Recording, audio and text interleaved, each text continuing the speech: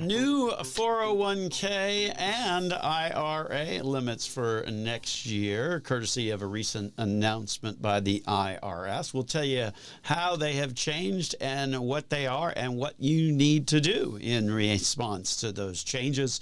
And then we're going to talk about this $28 billion of investor money that is basically sitting in these safe harbor IRAs where they've been sort of forced out of an employer plan after they have left work. And really, folks are just missing out on a tremendous amount of investment results when that happens, because they all get forced into a money market option unless you sort of select otherwise. So big problem there. We're going to tell you more about it here on this week's program of Dollars and Cents, where we help you make sense out of all of life's decisions involving your dollars. One of Central Florida's longest running radio programs, also a top 25 financial planning podcast. My name is Joel Garris. Joining me on this week's episode is Chet Cowart. Chet, welcome on into the program. Thanks for having me back again. I must be doing something right. There you go. You're one of our many certified financial fiduciaries at Nelson Financial Planning, and certainly appreciate you joining us this week. Obviously, a busy week ahead. It's Thanksgiving, isn't it? It is. It's Thanksgiving and a short week in the market, so we're looking forward to all the holidays. Yeah, that's a good point about being a short week in the market, because what often happens then during these short weeks in the market is it does delay the timing in terms of when people get money. Mm-hmm. If they have money coming to them regularly, say on like the 25th of the month, then you can really kind of see a delay as the calendar falls. So important for folks to remember that. Absolutely, yeah. I mean, that can happen in normal months just with weekends. So then when the holidays fall right around, especially close to a weekend like that, it can create some delays, not only here but with the bank as well. Yeah, and as the holiday falls, it's later this year, and then so the Monday after Thanksgiving is already December 1, so it's really kind of gotten pushed. So what's Thanksgiving look like for you? Well, all of my family lives in Jacksonville, so every year for Thanksgiving and Christmas and Easter and just about every holiday, I drive up there, and Thanksgiving in particular, we have a big dinner at my aunt's house with all my extended family, and then watch some football afterwards, of course. So it's a great day. And the drive on Thanksgiving is surprisingly there's not a lot of traffic on that. Okay, that's good to know. I guess everybody will already have gotten to their respective locations the day before or 2 days before. Yep. That's absolutely. What about you? What are you doing?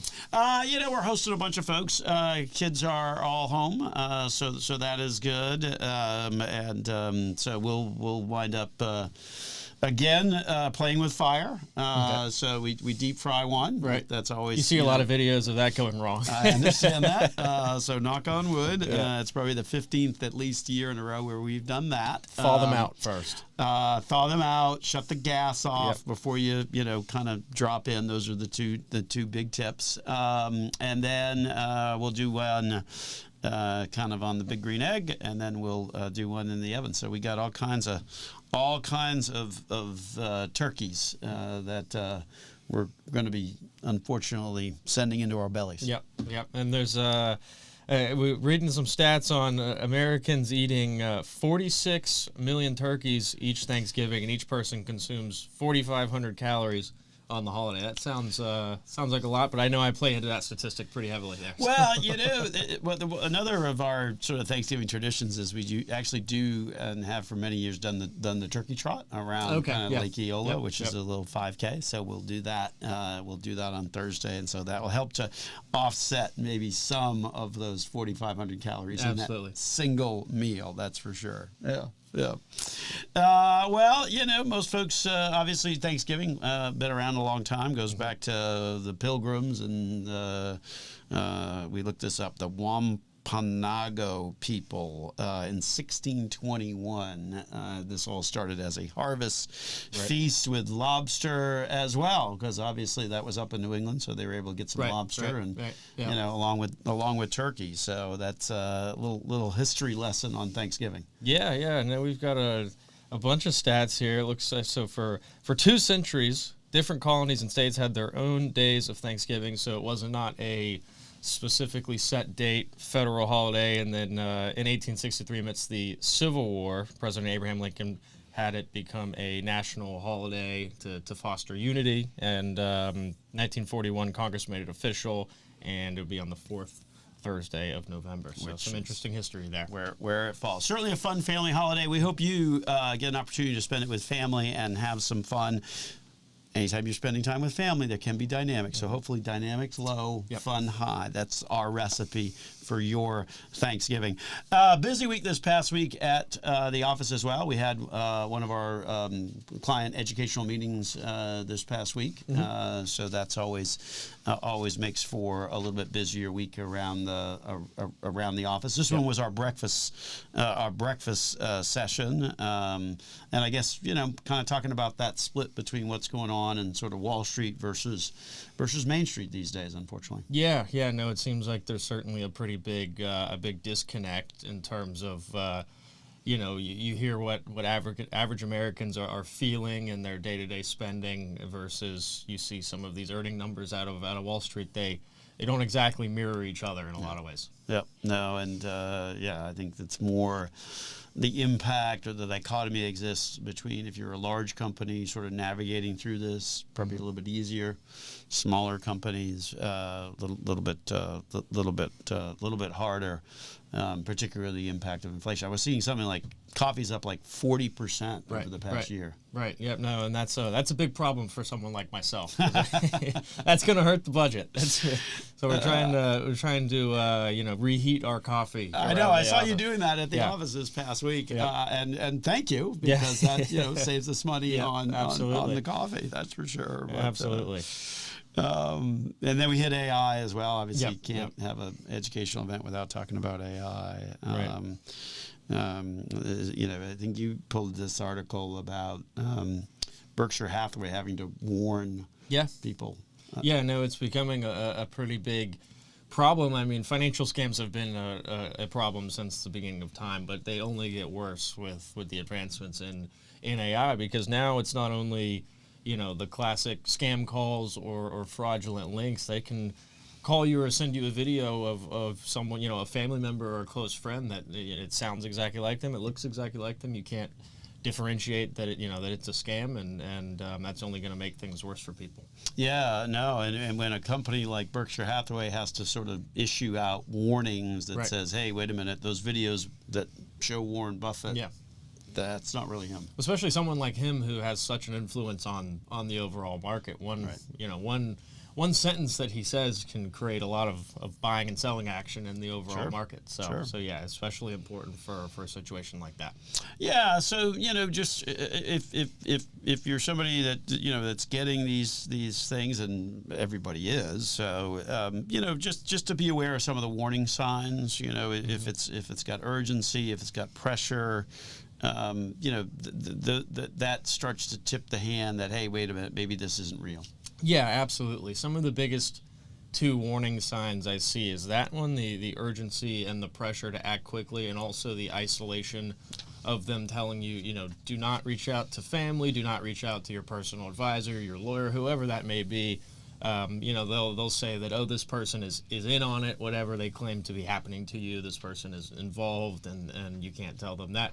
Should be a huge warning sign to anybody that it's probably not true. Well, and you've seen that actually play out to the detriment of someone that we know that kind of fell prey to that whole don't tell anybody. Right. And had they explain what they were doing. Right. Yeah. No, we're told to be wait a minute. We're told to be out of the loop for for obvious reasons, because we would put a stop to that pretty quickly. Yeah. Bottom line, slow it down. When you're approached by stuff like this, don't respond.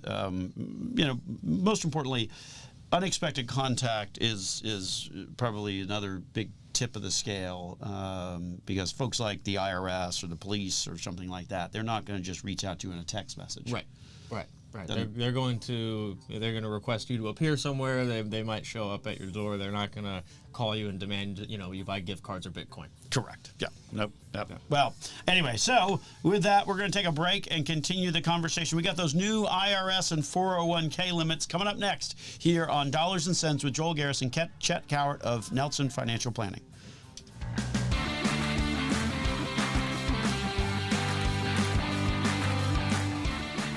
And we've got some big IRA and 401k contribution updates for 2026. That's right, huh? Yeah, this is something that the IRS kind of announces every year, roughly around this time. They did so this past week. And the good news is that these are all increasing, so giving people a better opportunity to save even more for retirement. And these numbers are important, particularly like 401k contribution limits, because about 70% of private sector employees in the U.S. I mean, that's the option, that they have in terms of contributing money to a retirement plan. So those numbers bumped up. What do we got for those numbers? Yeah. So in 2026, the 401k in particular has been bumped up to $24,500. That's a $1,000 increase over prior year's limits. And then an extra $8,000 catch up if you're age 50 or older, up from $7,500. So lots of wiggle room there in terms of how much you can contribute. Those 401ks are the most powerful tool for retirement savings for a lot of Americans, 70% of them. So yeah, it's certainly a welcome change. Yeah, and I think the key thing for folks to remember is if you're kind of on a budget where you're having a certain amount taken out of your paycheck each time to kind of maximize and hit that limit and sort of spread that out through the year, then you need to make an adjustment because this is a bit more money that you can put in. $1,000 is the equivalent of an extra $100 a month, really, when you think of it like that. And then there's a special catch up for if you're over between 60 and 63. That's kind of a new one. Right. Yeah, it's was 11,250 for that age group. So it's really interesting that change that they added in for such a specific age bracket. I thought that was funny, but still a welcome change. I mean, it's certainly at that age bracket, every dollar helps, especially if you maybe didn't contribute as much as you wanted to early on. Yeah, why wouldn't they have done like 60 to 65? Right. That makes more sense 60 to me. 60 to 63. Yeah. But then that means for that age group, the aggregate limit for next year, 2026, that you can put into a 401k is going to be that 35,750. So pretty big number in terms of what you can fund. And then similarly, an increase for IRAs and Roths as well. Absolutely, yeah, up to $7,500 from $7,000 previously, and then the catch-up contribution if you're age 50 or above has gone up to $1,100 from $100, sort of just an index for inflation. But yeah, increases all around for IRAs as well as 401ks. So if over 50, that's a total of $8,600 that you can put into your traditional IRA or traditional Roth. Chet, I've been doing this a long time. I remember it was $2,000. Right. That's crazy. Not to age you, but yeah. So anyway, also for 2026, and this is important as well. 2026 is the year where if you're a high income earner, so they're viewing that as making over $150,000, and they'll look at this year 2025. Those catch ups, they're forcing that to go into the Roth side of things. So important distinction for folks to kind of remember in terms of what those options are. And I guess, given that, good time to kind of remind people of those differences between that traditional or pre-tax IRA versus the Roth, if you will. Absolutely. I guess it goes to show that the IRS wants their money now. Right. They're sick of the tax deductions. Well, especially when you're forcing high income earners. Right. To force to do the Roth. So you lose out on the tax deduction. Yep. The tax savings, so to your point, Chet, less money to Washington, and then you're forced to do the Roth, which means that, okay, now we're collecting that money. Fair point on that distinction. Right. And then in terms of the key differences, contributions are obviously a big one. So for traditional IRAs, contributions may be tax deductible, meaning they will lower your income in the year that you contribute to the account, versus a Roth IRA that's going to be contributed with after-tax dollars, so it will not lower your taxable income in the year contributed. Obviously, there's pros and cons to that, and a lot of those come to fruition when you actually pull the money out in retirement. Yeah, I mean, that's where the distinction is. I mean, to your point, the traditional side, and the neat thing is that 401ks now offer both of these options, right? Seeing more and more of that lately. Lot more have accepted those IRS changes that allow you to offer both, and are offering both to their employees. So yeah, I mean, you save money now when you're putting money in on the sort of the traditional side, but then it's fully taxable when you take it out. And then for the Roth, it's kind of the flip of that. You put it in, you don't get any tax savings, but then the tax savings comes out when you use the money. Absolutely. Yep. And then another important distinction for RMDs, this causes some tax trouble for a lot of retirees. When they hit age 73 or 75, if you're born after 1960. So for RMDs, for traditional IRAs, you have to take RMDs depending on the year you were born. It can either be 73 or 75, but for Roth IRAs, there are no RMDs, so that's certainly powerful. Yeah, no, nice little feature of the Roth as well. Traditional IRAs typically would have no income parameters, so being able to make a deduction to that. Now, there's a lot of kind of tests and rules and income parameters that you have to kind of follow if you want to take the tax deduction on the traditional IRA side of things. But the Roths, meanwhile, they do have an income limit in terms of how much you can when you can contribute to a Roth. Right, absolutely, and that's where the backdoor Roth sort of comes into play. But yeah, those numbers are if you're a single filer and your gross income is less than $165,000, you can directly contribute, and if you are married filing jointly, then that would be $246,000 to go direct into the Roth IRA. You mentioned the backdoor Roth, Chet. Let's paint that picture a little bit, because I think folks kind of don't realize that this is as great of an option as it could potentially be. Right. Yeah. No. So if you're in a situation where you're above those income limits, then you would first contribute into the traditional IRA. You're not able to deduct that as a pre-tax contribution, but then you can then convert it into a Roth IRA. At the end of the day, it's the same thing as if you had just contributed directly into the Roth IRA, just with a few extra steps, but you get there at the end. Yeah, I mean, hence the expression that it's a Roth through the back door, because you don't meet the income parameters in order to do the Roth directly. But if you contribute to the IRA, you don't take the tax deduction, then you convert, then there's no tax on the conversion, because it was after tax that went into that IRA. And if you do it quickly, then there's probably not going to be growth that you would have to pay the taxes on. So interesting. It's funny that's one of those loopholes where we would have expected Congress to maybe close that one, but they haven't. Yeah, so. I'm not exactly sure why. We have plenty of clients that take advantage of that. Yeah, it's interesting how they just let that. They might as well just let you contribute directly into a Roth. Remove the income. Creating extra steps for no reason, but they're not the government isn't known to be the most efficient being. That's government tax rules for you. And then of course you got to have earned income in order to contribute to a retirement plan.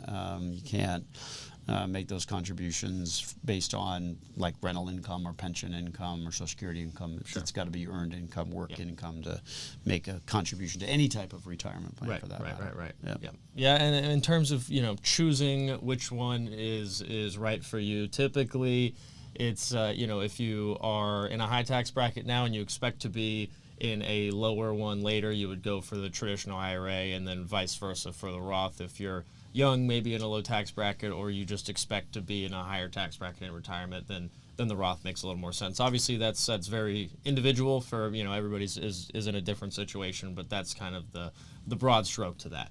Yeah, and I think probably the biggest change we've seen over the past 5, maybe 10 years is that the availability of the Roth is much more pervasive. So that really wasn't an option for someone approaching retirement or in retirement today. that Roth really wasn't an option Right, in terms of where they could make those contributions. So it's definitely changed to give folks a much greater range of choices to choose from. Yeah, no, absolutely. I mean, we see that every day with our clients that are already in retirement. Most of them are completely pre-tax for the most part. Yeah. No, that's exactly right. Well, anyway, we're going to take a break and continue and talk about a problem that's costing Americans billions of dollars. Coming up next year on Dollars and Cents with Joel Garris and Chet Cowart of Nelson Financial Planning.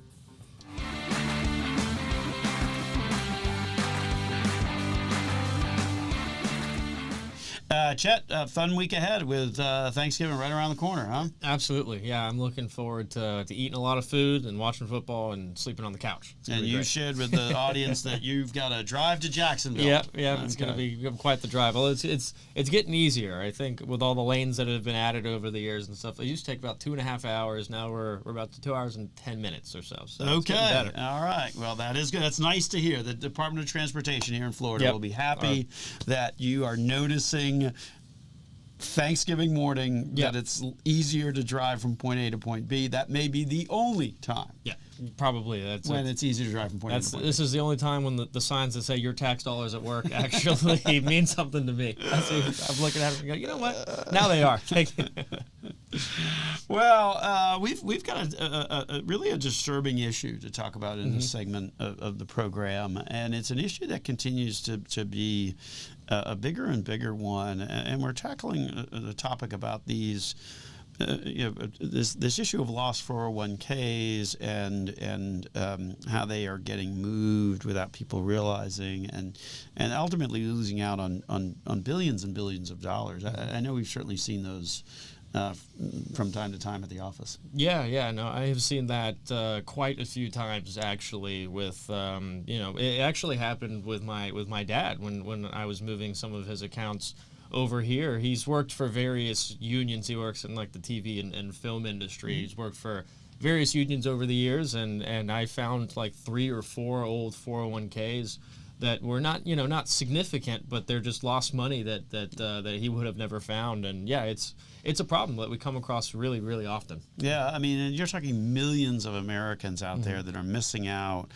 And what happens here, and I don't think folks realize this, is that, look, when you leave your employer still has certain rights over what they can do with your money in that plan. And obviously, it's a cost issue, right? Because the more small balance accounts that are in a plan drives up the cost of offering that plan to employees. And so employers have sort of been able to get the folks in Congress to give them the flexibility to basically just kind of sweep out money out of a 401k if it's a small balance account and do what is known as these involuntary rollovers, and that's just becoming more and more common these days. Yeah, no, absolutely. It's becoming a problem because not only the biggest thing is that they may send a notice out, but oftentimes people are not reading those, and then also when it's moved over, it is more than likely going to be put in some sort of cash sweep money market position, which is not going to earn money over time, especially administrative fees and then inflation. You're probably in the negative on that one over the long term. Yeah, and the reason we see this as a growing problem is it used to be that the limit that you could sort of just do that and kind of push all this stuff out for an involuntary rollover. The limit on that has increased. It used to be $5,000. Now it's $7,000. So that means it's going to pick up more and more people that are getting impacted by this. And to your point, when you do that, because it was an involuntary rollover, the default option is basically cash, money market, and it's not until you, the investor or the owner of that money, elects to do something different. Right. And if you don't know where it's gone, then that's pretty hard to do. Right. So, right. Yeah, absolutely. And this often is going to happen with people that have moved jobs, and so if you've worked a job for a year or 2 or 3, then you probably fall somewhere in that $7,000 balance area. I mean, that's going to be a pretty common balance for this type of situation. So yeah, it's happening to quite a few people. And especially given the statistics of the current workforce, right? Average American spends about 3 years on a particular job. They'll change jobs 7 or 8 times during the course of their career. Right. So these numbers do, to your point, really do trip up a lot of folks. Yeah. No, this is why when I meet with prospects, I ask, for job history and that sort of thing to see if the numbers sort of line up. If there's if you've had 401ks and been contributing to them at all of your jobs and you only have a couple thousand in your most recent one, then there's probably some money out there somewhere else. So, that you might have forgot, and then because it got stuck into the default cash account, then ultimately it's not not growing anywhere near what it should be. Yep. And it's particularly hard for folks when the balance is under 1,000. Right. Because there the employer has the right to just send you a check. Right. And then you've got 60 days to get it into an IRA, which most people are probably not going to do. If you even notice the check before that 60-day window, you've probably cashed it and spent it already, more than likely. Not realizing what it was. Right, exactly. And then to your point, Chet, to try and avoid the taxation on that distribution, yes, you can do the 60-day rule, which basically is within 60 days you put the money into a retirement account. Mm-hmm. But then you're short the tax withholding. Right. So you got to come up with extra money. Yep. To hit the tax withholding. Otherwise, the tax withholding is going to be taxable income that you were not able to roll over. And now you have a bunch of tax forms to track down, and you have to make this make sense on your tax return, and it's just a big mess. So bottom line on that is you've really got to be aware of what's going on with your money. Okay, that's probably goes without saying, but unfortunately when we see these stats, many people aren't. I mean, the stats are just crazy in terms of the numbers on this. Absolutely, and with the opportunity cost of the money itself, I mean, just earning 1 or 2% in cash versus what you could in the market, the difference in your end balance could be massive. So yeah, I think this year alone, employers, so these accounts that are between under $7,000, and employees are expected to transfer like 1.7 million. That's just this year. I mean, into these safe harbor IRAs. It's just unbelievable. Right, and which could be $43 billion in money that's sitting in cash, not earning what it should. That's a big problem. Yeah, I mean, that's the projected amount. I think today the number's like 28 billion. I mean, it's unbelievable some of the numbers that that can happen, and you forget about the power of time and compounding. Just Absolutely. On like $4,500, right? If you're making 2% on that, then it's always it's sitting in cash making 2%. Then that over a 40-year period might grow to 10,000. Meanwhile, if that's invested, making 8%, you're talking about closer to almost 100,000. That's a 10x difference. Absolutely, yeah. No, it's massive, and we run into this fairly often, and we've gotten pretty good at tracking these old accounts down. So for anybody listening that may be in this situation, maybe you switch jobs or you think you have accounts somewhere, you're maybe not even sure, we can certainly help you look for them. So absolutely reach out and give us a call. Yeah, I mean, when you think about these numbers, 1.7 million every year is getting just pushed out. And, involuntary rollover means exactly as that word suggests. Yeah. You didn't ask for it. You didn't ask for it. Yeah. But it got done to your money. And I think that also, the general advice is that, look, whenever you leave an employer, we often say, well, when you leave your employer, chances are you took the picture of the kids or the dog or whatever off the desk. So you took all your personal effects with you. Right. Why on earth would you leave money behind? Yeah, and I see oftentimes that when you start a new job, starting the 401k is sometimes just an election on a form. So a lot of people don't even realize that they have been contributing. If it was only 1 or 2% of your check, then you might not even know that the money was going in there. You wouldn't notice it coming out. And so, a lot of people are leaving these behind and maybe not even realizing it. Great Great point, because a lot of it is automatic, default, and a lot of these will have that, and you just don't you just don't realize it. But anyway, we're going to slide to a break. When we come back, we're going to try and answer the question about kind of what's the best order of saving money. Came across an interesting article of late that we wanted to kind of share with y'all and talk through. So stay tuned for that after these messages here on Dollars and Cents with Joel Garris and Chet Cowart of Nelson Financial Planning.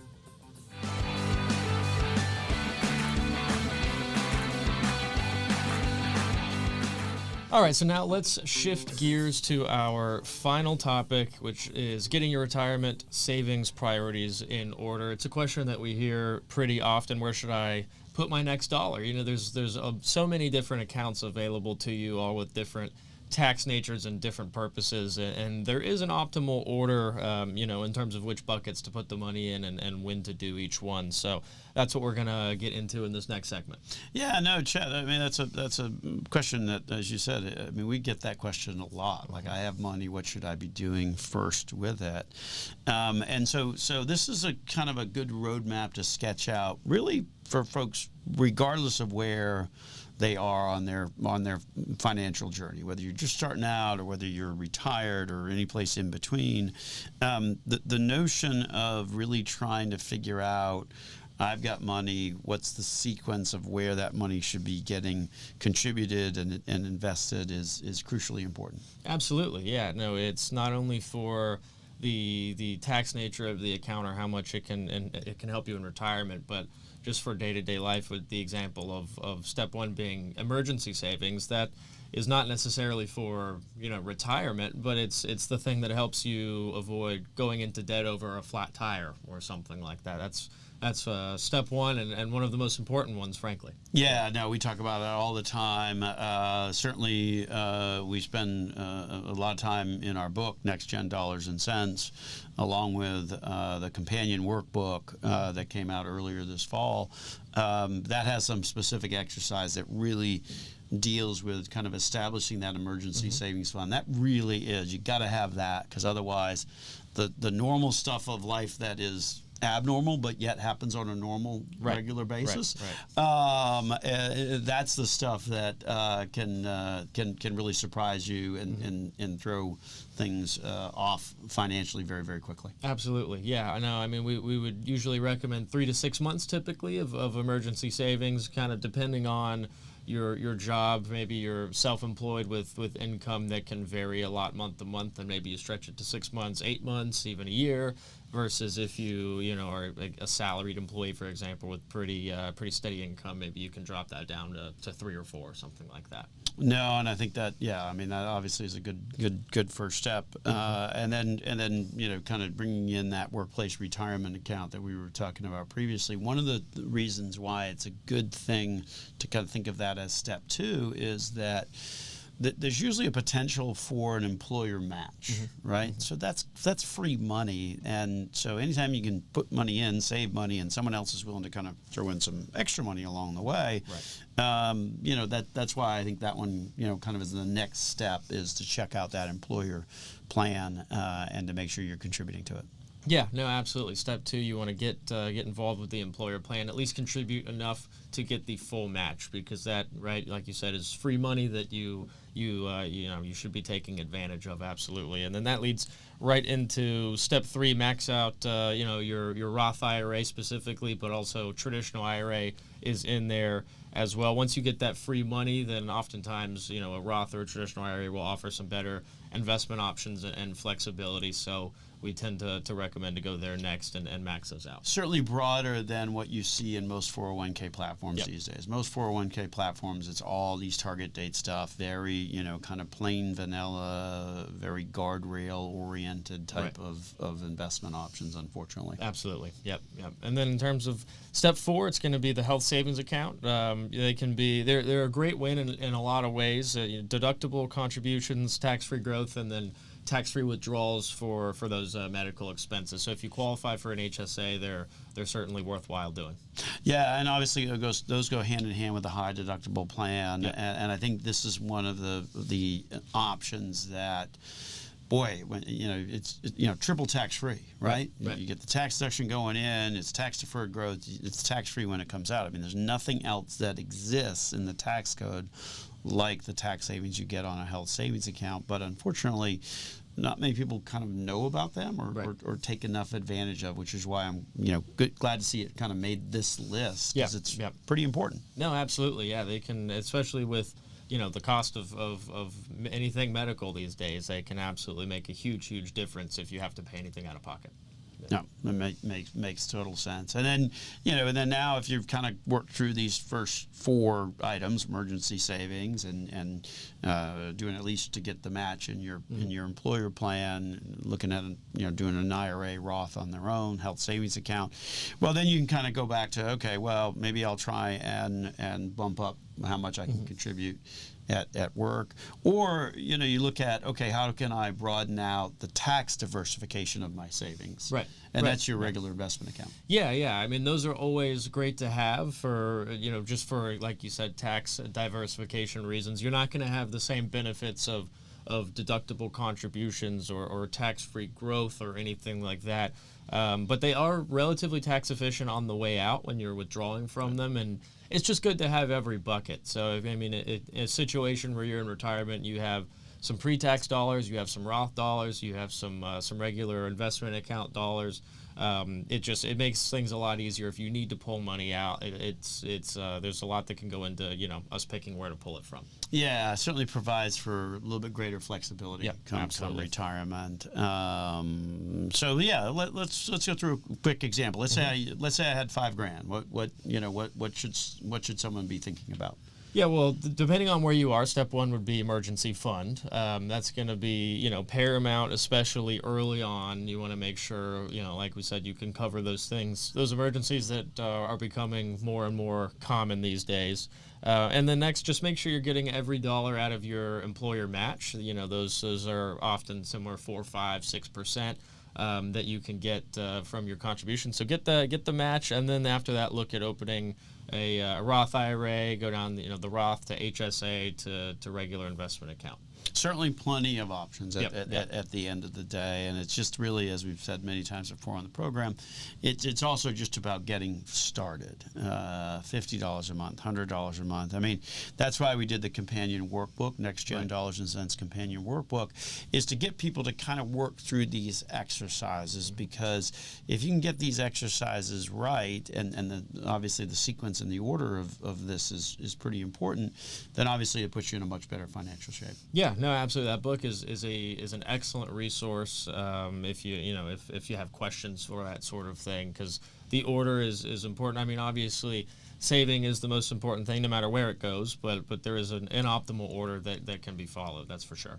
Well, and for the holidays, as our regular listeners know, we are offering free copies of not just the workbook, which came out earlier this fall, the companion workbook, but also the original book, Next Gen Dollars and Cents, which we published a couple of years ago.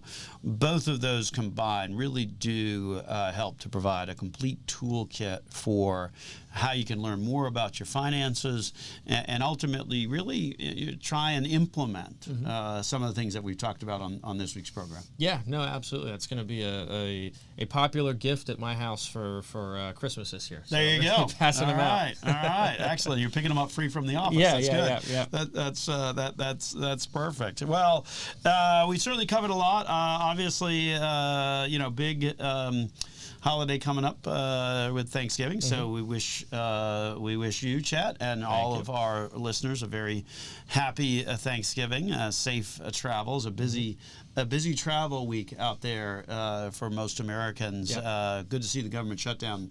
Yeah, kind of that's behind us on that. Some of the videos I've been seeing of the runway backups were insane. 20, 30 planned backups out there. Correct. So hopefully it's a much smoother travel season for the next few days. Remember those IRA 401k limits. They have increased for next year, so that's always good.